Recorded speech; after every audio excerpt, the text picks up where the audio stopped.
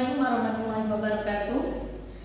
Halo teman-teman, saya Hanifatul Syariah dari PAI 1C dengan NIM 2123052. Di sini saya ingin mempresentasikan tentang ragam bahasa Indonesia. Tapi di sini saya tidak membuat PPT sendiri ya. Saya mengambil dari PPT-nya Mbak Desi sama Mbak Siti. Oke, selanjutnya. Apa sih yang dinamakan ragam bahasa? Ragam bahasa adalah variasi kata-kata berdasarkan pemakaian, topik yang dibicarakan, hubungan pembicara, lawan bicara, orang yang dibicarakan. Adapun jenis-jenis ragam bahasa, yaitu ada ragam bahasa daerah atau dialek.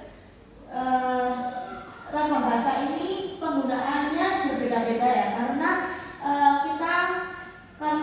suku kita itu banyak ya, jadi ragam bahasa daerah kita itu beda-beda. Seperti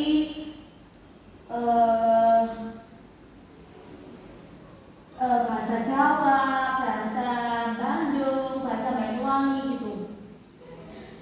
Penggunaan bahasa yang berbeda-beda karena perbedaan daerah disebut ragam daerah, dan istilah yang terlalu lama dikenal disebut logat. Logat yang paling menonjol atau tampak yang mudah diamati ialah lafal. Logat bahasa Indonesia orang Jawa tampak dalam pelafalan B pada posisi awal nama kota, seperti Bandung jadi Bandung, Banyuwangi jadi Banyuwangi. Kedua, ragam bahasa terpelajar. Tingkat pendidikan penutur bahasa Indonesia turut mewarnai penggunaan bahasa Indonesia. Bahasa Indonesia yang digunakan oleh kelompok penutur yang berpendidikan tampak jelas perbedaannya dengan yang digunakan oleh kelompok penutur yang tidak berpendidikan, terutama dalam pelafalan kata yang berasal dari bahasa asing, misalnya video atau video, film yang tadinya film jadi film, kompleks jadi kompleks gitu. Terus ketika ragam bahasa resmi dan ragam bahasa tak resmi. Ragam bahasa dipengaruhi pula oleh sikap penutur terhadap kawan bicara. Jika lisan atau penulisan terhadap pembaca, jika ditulis, sikap itu antara lain resmi, akrab, dingin, santai. Kedudukan kawan bicara atau pembaca terhadap penutur atau penulis turut mengaruhi sikap tersebut. Misalnya, kita dapat mengamati bahasa seorang bawahan atau petugas ketika melapor kepada atasan atau pemimpinnya. Bahasa seorang ibu yang memujuk anaknya. Ya, jadi antara petugas dan melapor ke pemimpinnya sama bahasa ibu dan anak itu kan beda ya. Terus keempat, ragam bahasa berdasarkan pokok persoalan.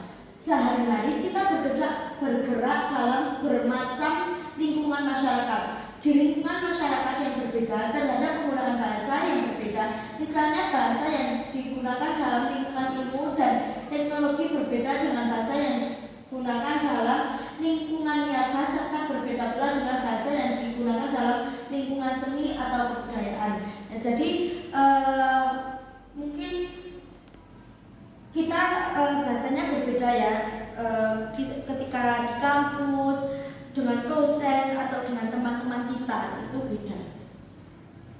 Terus yang kelima, ragam bahasa lisan dan ragam bahasa tulis.